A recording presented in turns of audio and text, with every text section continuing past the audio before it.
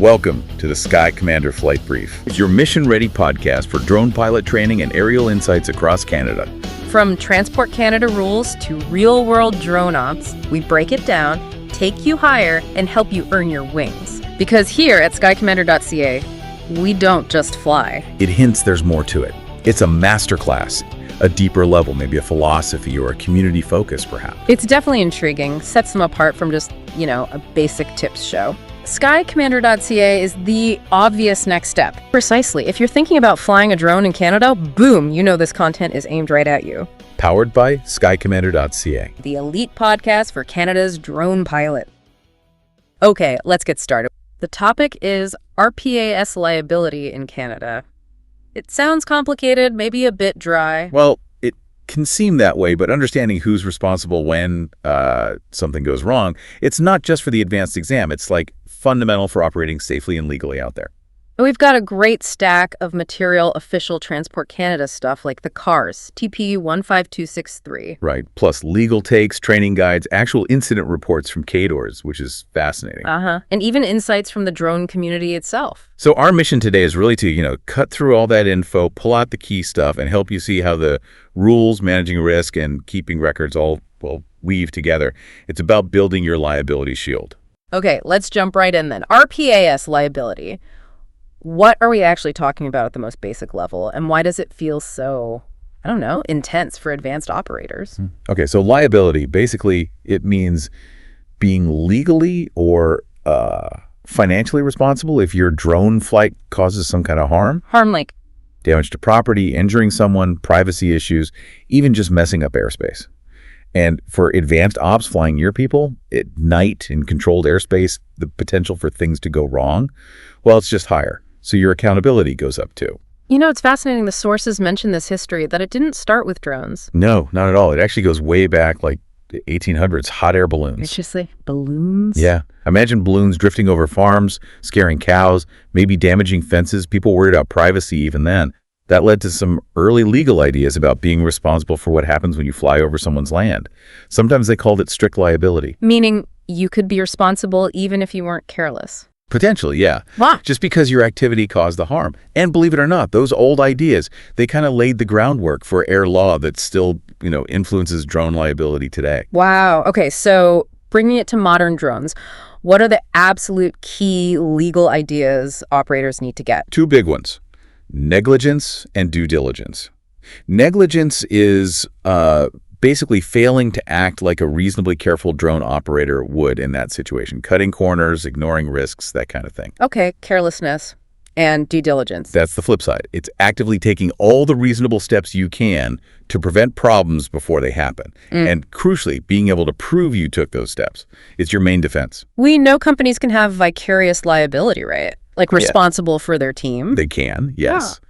But, and this is vital, the pilot flying the drone, the pilot in command, the PIC, they always hold the ultimate responsibility for that specific flight. The PIC. Exactly. One source put it bluntly. Yeah. PIC equals pilot is charged. You can have a crew, delegate tasks, sure, but you can't delegate that final accountability for the flight's safety. It stops with you. So where do we actually find the rules? If listeners want to look this up, where should they go? Well, the main law is Canada's Aeronautics Act. That gives Transport Canada the authority. But the day-to-day rules for drones, for RPAS, they're mostly in the Canadian Aviation Regulations, the CARS. And which part of the CARS are we focused on? Part 9s. And it's interesting, the CARS were written way before modern drones, So the first rules felt a bit awkward. They kind of shoehorned drones in with model aircraft. Right. Part 9 came in 2019, and it was a big deal. It set up the pilot certificates, drone registration, the operating rules we mostly use now, and it's still evolving. Some sources mention possible changes for 2025, maybe tightening things up even more. Okay, CARS Part 9 is the law book.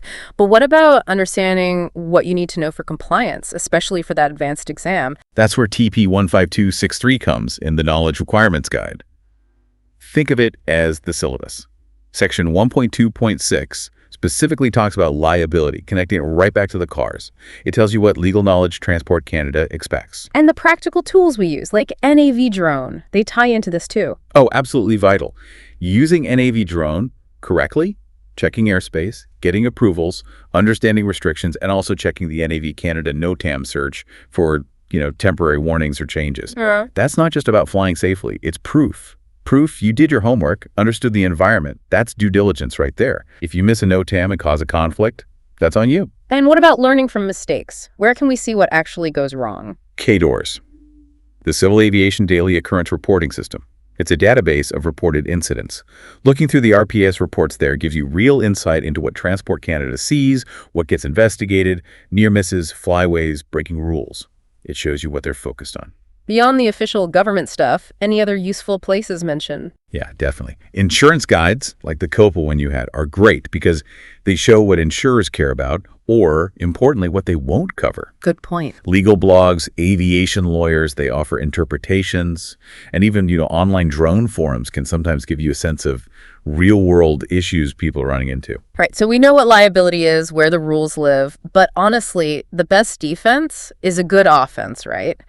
How do we avoid the incident in the first place? Exactly. It all boils down to solid pre-flight planning and risk management. Being a pro starts way before you take off. So what are the absolute must-dos before any advanced flight? First, know the rules cold. Cars part nice, obviously. Plus your specific SFOC conditions if you're flying under one. That's baseline. Okay. Then, NEV drone for every single site. Confirm the airspace, look for conflicts, get your permissions sorted, and a proper site assessment. You have to physically or, remotely scout the location, identify hazards, power lines, trees, where people might walk. And then figure out how to deal with those specific risks. Precisely. Plan your mitigation for that site. What are you going to do about the power line? How will you keep people clear? What if you've got a crew, like a visual observer? Tailboard briefing. Non-negotiable. Even if it's just you and one VO, you need to be clear on roles, the mission plan, the hazards you found, and your emergency plan. Everyone on the same page. And the drone itself, the gear. Yep. Equipment checks, always. Yeah. Firmware up to date, return to home set correctly, batteries healthy, sensors calibrated, basic stuff. But skipping it can directly cause a crash, and boom, liability. Now, there's one thing that came through loud and clear in all these sources about proving you did all this pre-flight work. It's got to be documentation. Documentation. Bingo. Your logs, your checklists, your site assessments, they aren't just paperwork. They're your evidence. Transport Canada, if something happens, they want proof of what you did to prevent it. Right. That quote was pretty stark. If it's not documented, it didn't happen. That's the mindset you need. It applies directly to proving your preventative actions, your due diligence. No records.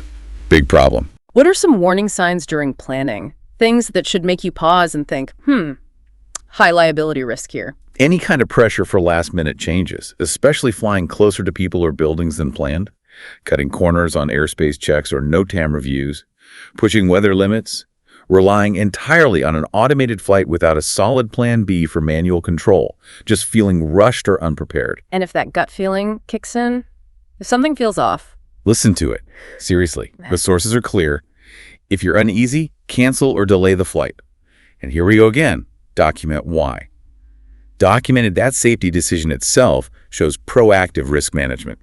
There's that helpful mnemonic too, right? FYI, legit. Yeah, I like that. Forecast flight plan. Logs, legal compliance, your crew, your command. Look for risks. Ensure consent boundaries. Gather approvals. Inspect gear. Tell your story in writing. It's like a mental checklist for covering your bases. Exactly. Covers all the key prevention steps. Okay, so prevention is key, documentation is king. But let's say, despite your best efforts, an incident does happen. What specific proof are investigators, or maybe even a court, gonna ask for? Right. You need to show you were qualified and prepared for that flight. So first up, proof of your Advanced RPAS certificate, your drone's registration number, and any SFOC you were operating under. Okay, the basics. What about the flight itself? Detailed flight logs for that specific operation. That means date, time, exact location, the airspace class you were in, weather conditions noted down, which drone and payload you used, who your crew was. It's the flight's diary. Then, all that planning paperwork we just talked about, your pre-flight checklists, the site assessment for that specific location showing you identified hazards, and your written emergency procedures. And then the briefing. Yep. Proof you did a tailboard briefing. Who was there, what roles were assigned, what risks you discussed, what safety measures you agreed on, needs to be documented. Can photos or videos help your case? Oh, definitely. While not always required by regulation, visual records can be really strong evidence. Maybe photos of your setup showing safety cones or signage, Screenshots confirming you checked NAV drone or NOTAMs. Even the drone's own footage, if it helps show you are flying within your plan. And reporting it yourself. Yes, submitting an incident report through KDORs, even for something like a near miss or an equipment issue. That shows you're being transparent and responsible. It looks much better than them finding out some other way. So when investigators look at all this stuff, what are they really trying to figure out? They're asking, did you act like a reasonable professional operator? Did you take the precautions you should have? Were you actually inside all the legal limits cars, your SFOC? Was there negligence? Could you have seen this coming? And did you report it properly? Which brings us back to documentation. It really is your number one defense. That phrase again, if it's not documented, it didn't happen. Trying to defend yourself without records is, well, incredibly difficult. And the PIC role again. Still absolute for that flight. You're the boss. You can't just point fingers at your VO or someone else if they messed up, because you were responsible for briefing them, supervising them. The buck stops with the PIC. Okay, is there anything you could do after an incident that makes things automatically worse? Oh yeah. Tampering with or deleting your records or logs, the sources are crystal clear on this. It kills your credibility, basically implies guilt, and could have serious legal consequences beyond just liability for the incident itself. Never, ever delete evidence. Even if it looks bad. Especially if it looks bad. Own it, report it, explain it with your other documentation. Don't try to hide it. And look, if it's a serious incident, don't try to handle it alone. Get advice quickly from an aviation lawyer or a regulatory consultant who knows this stuff. Good advice. PIC equals pilot is charged. It sticks. Let's dig into some of the maybe less obvious liability points the sources brought up, the kind of nuances that could catch you out in advanced operations. Yeah, these are really important. Like, we talked about logs, right? But here's the kicker. Failing to keep logs, even if not always a direct rule violation itself depending on the flight, well, it hugely increases your liability if something does go wrong. Because you have zero proof of due diligence. Exactly. No documentation means no defense. That's where that saying comes from. No log. You're the frog. You're just stuck. Okay, what about freelancers? If you're hired by a company, are you covered by them? Not completely. The company might have that vicarious liability, sure. But you, the PIC, you still have personal accountability to Transport Canada. They expect you, the certified pilot, to know the rules and refuse to do something unsafe, even if your client pushes for it. What about getting the okay from the person whose property you're taking off from? Is that enough? Nope. Big misconception. Property or consent is good, but it doesn't override CAR-Rs like airspace rules. It doesn't cancel out local bylaws, say about noise. And critically, it doesn't negate privacy laws for other people nearby who didn't consent. So you could have permission for the backyard launch, but still be liable if you buzz the neighbor's pool too low or film them without permission, even if you're technically at a legal altitude under CARs. Civil law, like trespassing or nuisance, can still apply depending on the situation and, local interpretations of reasonable height. And breaking the rules of your SFOC, your Special Flight Operations Certificate. Oh, that's a double whammy. First, it's a CARS violation, obviously. If your SFOC says fly below 300 feet and you go to 400, that's a breach. But the sources also warn, doing that, operating outside your SFOC conditions, it could potentially void your liability insurance. Ouch. So the insurance might not pay out if you crash while breaking SFOC rules. Exactly. Read that policy carefully. Speaking of which, Yeah. Be really wary of insurance policies with huge exclusions. Some might look cheap, but then exclude flying in controlled airspace, or at night, or near people, basically. All the things advanced stops often involve. You need coverage that actually matches what you do. Good point. What about live streaming drone video? Yeah, that's an interesting one. It can increase liability. If you have an incident while live streaming, it's obviously broadcast, but maybe more likely if you accidentally capture and broadcast someone's private information or activities in real time. That's a privacy breach amplified. Okay, and the difference between reporting an accident versus an incident? You need to report incidents too, not just crashes with damage. That includes things like a flyaway, even if you get the drone back later, or a major equipment failure mid-flight, or a near miss. Failing to report something that is reportable, authorities can see that as negligence or trying to hide something. We talked about documenting briefings. Does it absolutely have to be written down? Can't you just say you did it? For proof, needs to be written. Transport Canada wants record site assessments, briefings, checklists. A verbal, yeah, we talked about it, just doesn't cut it if there's an investigation. You need that timestamp proof. What about automated flights, like waypoint missions? if the Yeah. drone's flying itself. You're still 100% liable. The sources are clear. You flew it when you drew it. Your responsibility covers the planning, the settings, checking the conditions, and being ready to take over manually. You can't blame the software. And if the drone just flies away, lost connection, gone. You're still potentially liable for whatever happens next. If it crashes into something, violates airspace, if someone finds it and misuses data, it's still technically your responsibility. That's why logging flyaways and having your contact info on the drone is smart, though it doesn't erase the liability entirely. Those mnemonics were useful too. Liability, like, it's all by you. Right. DAM, document, assess, mitigate. And RPAS, responsibility, primarily assigned solely to you, the PIC. Okay, let's try to pull this together with a couple of quick scenarios like the ones in the sources. How does the liability work out? Sounds good. Okay, scenario 1. Flying in controlled airspace, you got NAV drone approval, but you didn't check the NOTAMs. There's a temporary flight restriction for an emergency. You have a near miss with a helicopter. Yeah, that's squarely on you, the PIC. The NEV drone approval is just one step. Missing the NOTAM is a failure of due diligence, a violation. You're liable for that airspace conflict. Okay, scenario 2. Mapping near a park. You've got cones up around your launch area.